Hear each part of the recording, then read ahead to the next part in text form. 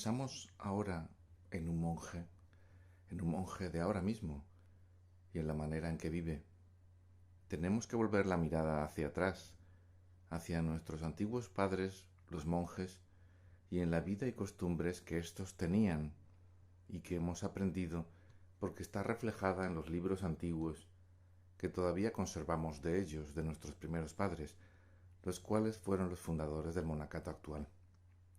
Por los libros que hemos conservado y leído, sabemos que nuestros primeros padres rezaban, trabajaban, comían o vivían de un modo o manera determinada.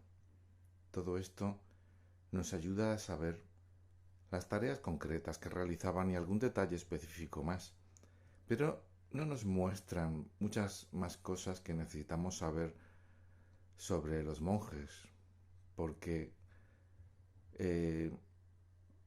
necesitamos saber qué tipo de vida llevaban, y los libros no nos muestran suficientes detalles. Cuando yo llegué a este desierto para quedarme aquí a vivir como un monje, yo no sabía muy bien lo que tenía que hacer para ser un buen monje.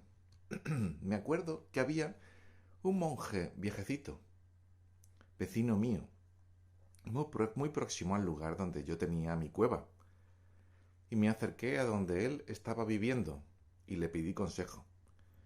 Yo le dije: «Padre, ¿qué debo de hacer y cómo debo de comportarme para poder ser un buen monje como usted?». Y recuerdo muy bien cuál fue su contestación, porque se me quedó grabada y no se me ha olvidado nunca. Él me respondió con unas breves y claras palabras, diciéndome: «Lo que veas que yo hago, hazlo tú también». Muy simples, ¿verdad? Pero muy claras y contundentes, porque este es el modo correcto de proceder, pues a través de lo que podemos ver que ellos hacen, aprendemos de un modo, de ese modo, de su modo de rezar, aprendemos de su modo de rezar, vivir y comportarse. O sea, es decir, así que quieres vivir como San Antonio vivió. ¿Estás seguro que vives como lo hizo él? Bueno, eso espero. Hace muchos años conocí a unos padres que vivían solos.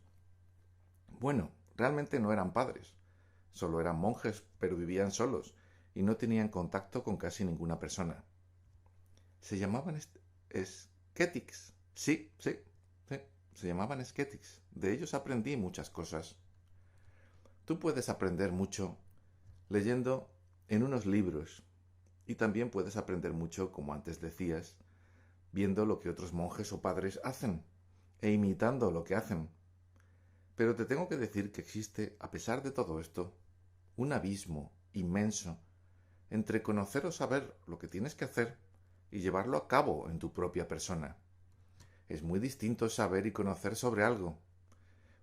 Cuando llegas a poder desarrollarlo y hacerlo por ti mismo, aprendes mucho más de lo que ya sabías por el conocimiento previo que tenías de ello. Es como se suele decir, se hace camino al andar. Porque cuando lo recorremos ese camino, el Espíritu de Dios te ilumina y te dice y te enseña aquello que los libros no podían enseñarte por sí mismos y que no podían enseñarte por sí solos.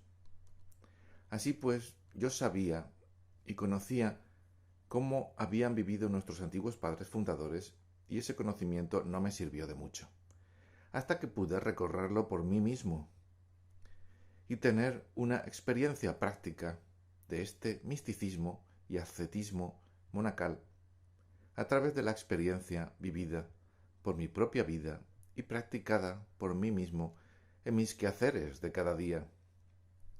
Pero también se puede aprender viendo lo que hacen y cómo viven los monjes. Sí, claro, es cierto. Esa experiencia también es algo que ayuda.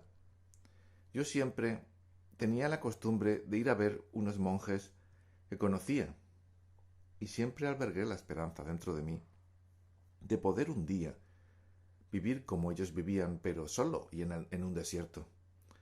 El atractivo de verlos rezar, trabajar en el silencio, vivir con esa paz que veía yo en ellos. Era un atractivo grandísimo para mí, que me producía un gran deseo de llegar un día a ser como ellos y de poder vivir un día como ellos vivían, con esa paz y ese gozo interior que se podía apreciar en ellos. Me acuerdo también que la primera vez que llegué a este desierto y después de un tiempo que ya vivía como un monje aquí, me acordé de cómo vivía antes yo, cuando era un profesor de universidad, y del contraste tan grande que existe entre aquella vida que yo vivía y la que ahora estaba viviendo. También me acuerdo del primer impacto que supuso para mí ya estar viviendo aquí en el desierto y el gozo de poder ver a otros monjes también como yo en este mismo lugar. También es de un gran gozo saber que los monjes de este desierto son reflejo directo de las costumbres y enseñanzas que a través de la tradición nos muestran la vida que llevaron nuestros primeros padres en el desierto. Anda, ¿y eso por qué? Pues te lo voy a explicar. Nosotros los monjes seguimos una antigua tradición de más de 1600 años de antigüedad. Las reglas, lo que está escrito para ser cumplido y respetado, las reglas, todo lo que es una norma, puede ser cambiado y adquirir otra norma distinta. Pero eso no ocurre cuando se sigue una tradición, porque esta última, la tradición, tiene la característica de estar viva, porque se vive en cada persona del día al día y por eso no puede ser cambiada, al contrario de lo que ocurre con una regla o norma.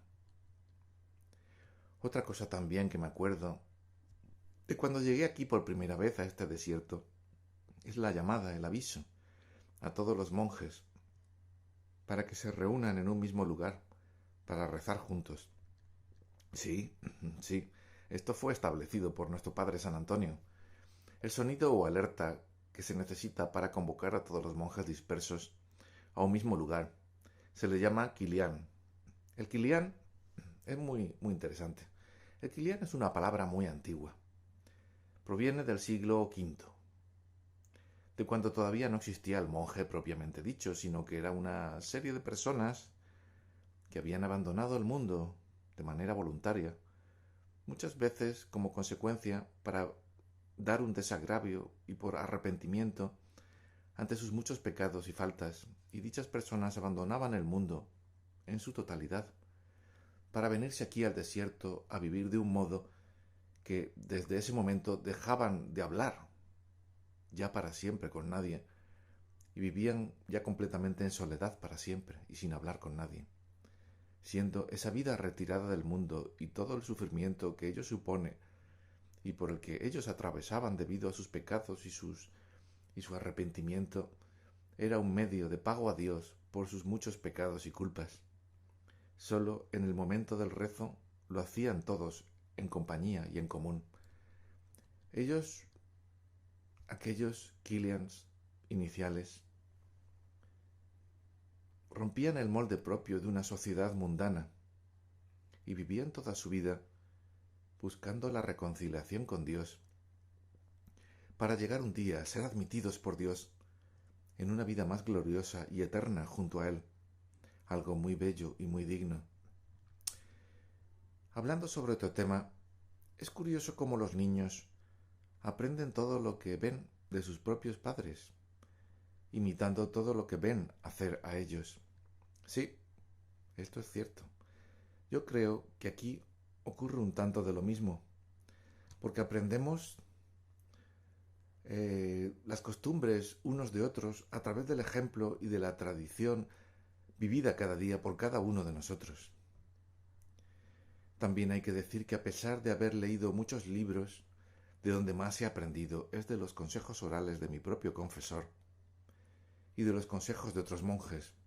Sí, pero también existen otras maneras de aprendizaje, por ejemplo. Cuando yo por primera vez me vi rodeado por multitudes de monjes que a su vez estaban a mi alrededor rezando conmigo, yo veía en sus caras que sus mentes estaban abstraídas de este mundo y que se encontraban en completo estado místico, revelando la contemplación que veía yo en sus caras, que estaba su mente abstraída solo en el pensamiento de Dios y en nada más mundano y material que le rodeara. Y ese silencio que nos rodeaba, a su vez, era algo sobrecogedor y que tocaba en lo más profundo e íntimo de mi corazón. Tú puedes haber leído muchos libros que hablan sobre la vida del espíritu, pero cuando estás en un lugar como este y con personas así, entiendes que no son necesarios los libros para aprender estas cosas porque el Espíritu Santo ilumina el entendimiento y te dice las cosas que necesitas saber y conocer. Sí, pero no olvidemos un detalle muy importante. No solo se trata de poner la atención en lo que hacen los monjes, sino que lo más importante de todo es darse cuenta de la razón que mueve a estos monjes a comportarse así. Y dicha razón es Dios mismo, porque es Dios el que mueve a estas personas a obrar así y a comportarse de este modo. Sí, es cierto. Aquello que mueve a una persona a dejar todos los bienes materiales de este mundo no puede ser otra cosa que el propio deseo de buscar a Dios y de dejar por esta razón todo lo que le aparta de Dios mismo, como son las cosas materiales y la abstracción por el mundo material que le rodea, y sobre todo descubrir que existe un mundo nuevo por descubrir, que es el mundo del espíritu, que es muy gratificante y gozoso, y te lleva al conocimiento de ti mismo y también al conocimiento de Dios.